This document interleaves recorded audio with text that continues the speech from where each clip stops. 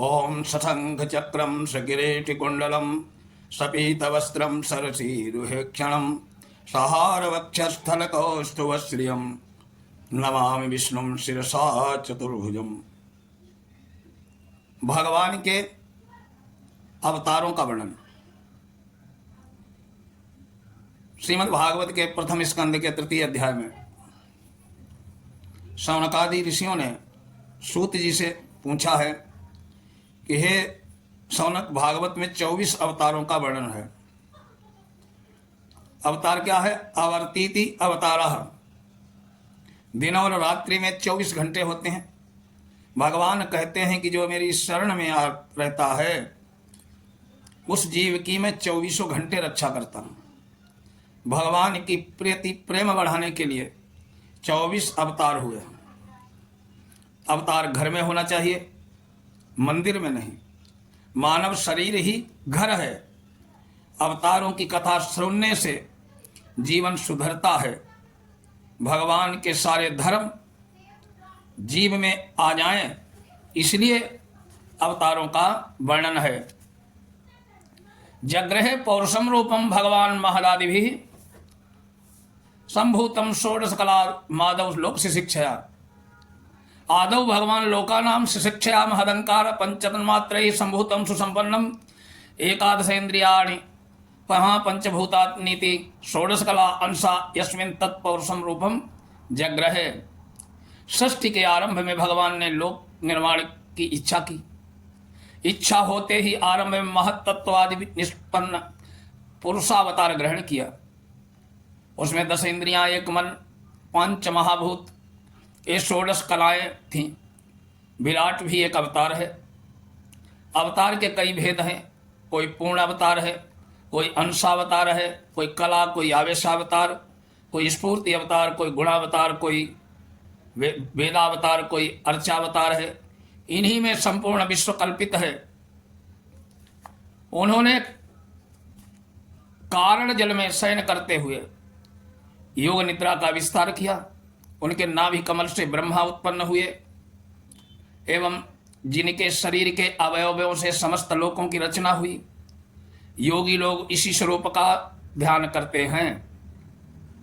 भगवान का वह रूप है जिसमें हजारों पैर, जांघें, भुजाएं, मुकुट, कुंडल आदि आभूषणों से सुशोभित है।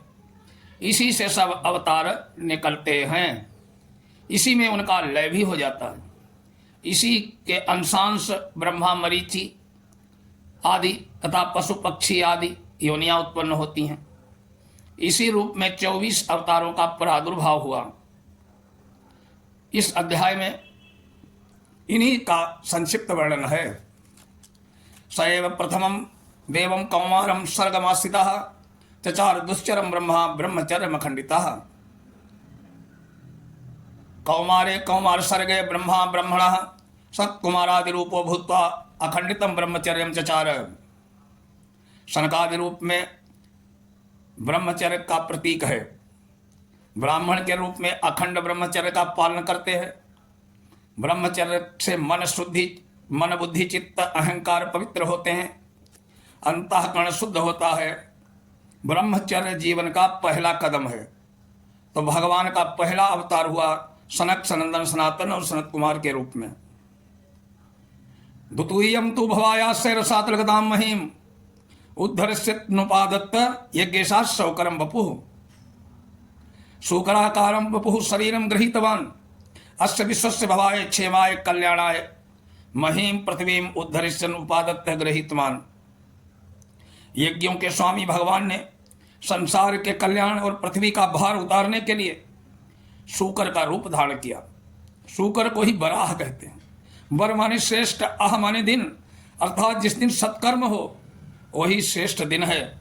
सत्कर्म में लोभ विघ्न करता है। अतः भगवान ने हिरणाक्ष लोपी लोभ को मारने के लिए बराह रूपी संतोष अवतार धारण किया। पृथ्वी के प्रति प्रीति बढ़ाई। तीसरा अवतार नारद जी का भक्ति अवतार हुआ।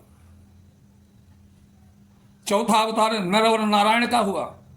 भगवान का नाम मदन मोहन भी है, अर्थात मद भी न हो और मोह भी न हो।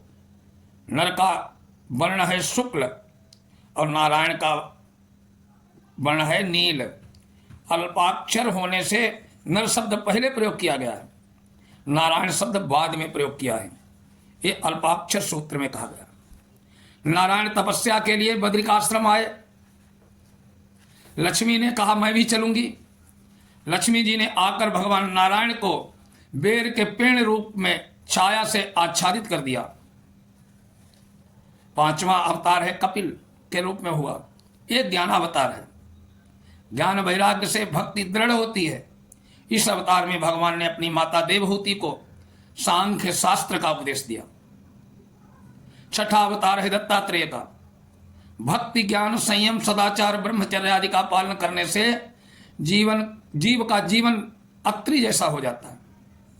अत्रि का अर्थ है त्रिगुणातीत जीवा न त्रियति अत्रि, जिसमें गुण न हो। और अनुसुईया का अर्थ है किसी भी जीव में दोष नहीं देखना। जब जीव का जीवन अत्रि और अनुसुईया जैसा हो जाता है तब उसके घर में दत्तात्रेय आते हैं। ये अवतार ब्राह्मणों के लिए है। सातवां यज्ञावतार, साक्षात यज्ञ के रूप में भगवान का प्राकट्य होता है। ये अवतार आठवां अवतार ऋषभ देव जी का है। नवा अवतार पृथु महाराज का है। 10वां अवतार धन्वंतरी का है। मत्स्यावतार है। 10वां अवतार है मत्स्यावतार, ये क्षत्रियों के लिए है। 11वां अवतार कूर्म का है। 12वां अवतार धन्वंतरी का है। 13वां अवतार भगवान का मोहिनी का अवतार है। ये वैश्यों के लिए है। इस अवतार में भगवान ने वैश्यों जैसी लीला की है। 14वां अवतार नरसिंह का अवतार है। भक्त प्रहलाद पर अनुग्रह करने के लिए अवतार है। इसका भाव है कि सभी वस्तुओं में भगवत दर्शन करना। गीता में भगवान कहते हैं एवं पश्य सर्वत्र सर्वम च मयि पश्यति। भगवान को केवल प्रेम से ही जीता जा सकता है। 15वां अवतार वामन भगवान का है। धर्म का कवच पहनने वाले राजा बलि के सामने भगवान छोटे बन जाते हैं। 16वां अवतार परशुराम जी का है। ये आवेशावतार है। 17वां अवतार श्री वेद व्यास जी का है। ये ज्ञानावतार है। 18वां अवतार प्रभु श्री राम जी का है। इस अवतार में भगवान ने सभी मर्यादाओं का पालन किया है। 19वां अवतार भगवान श्री कृष्ण का है। कृष्णस्तु भगवान स्वयं अन्य चाएते चांस कला सर्वे, कृष्णस्तु भगवान स्वयं। राम के आदर्शों को जीवन में उतारे बिना श्री कृष्ण की भक्ति प्राप्त नहीं हो सकती। उसके बाद हरि कल की बुद्धावतार है। गौड़ीय संप्रदाय के अनुसार श्री कृष्ण अवतार की मुख्यता का प्रतिपादन करने के लिए ही श्रीमद् भागवत में इन सभी अवतारों का वर्णन किया गया है। एते चांस कला सर्वे, कृष्णस्तु भगवान स्वयं। बाकी अवतार तो अंश से, कला से, आवेशावतार आदि थे, लेकिन कृष्ण तो साक्षात नारायण थे। श्री कृष्ण अंशी हैं, अन्य अवतार उसके अंश हैं। इन अवतारों के सुनने से मनुष्य जन्म मृत्यु के जन्म बंधन से मुक्त हो जाता है।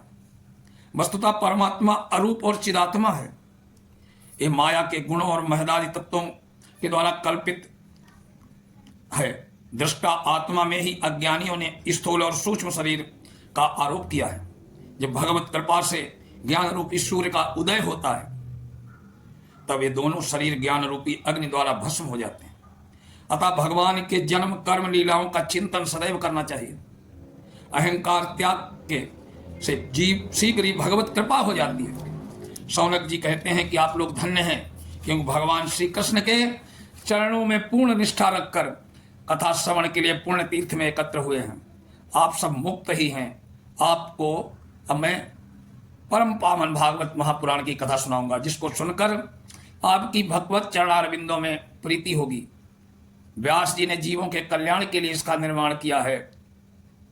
अपने निवृत्त परायण पुत्र को ग्रहण कराया है। आत्मताम वरम सुतम ग्राह्यामासिदम भागवतम कर्म भूतम व्यास आत्मताम वरम सुत सुखम ग्राह्यामास। तो ये भगवान के सभी पावन अवतारों के नाम सहित आज का प्रसंग था। भगवान के अवतारों की कथा जो सुनता है वो जीवन कृतार्थ हो जाता है। जय श्री कृष्ण।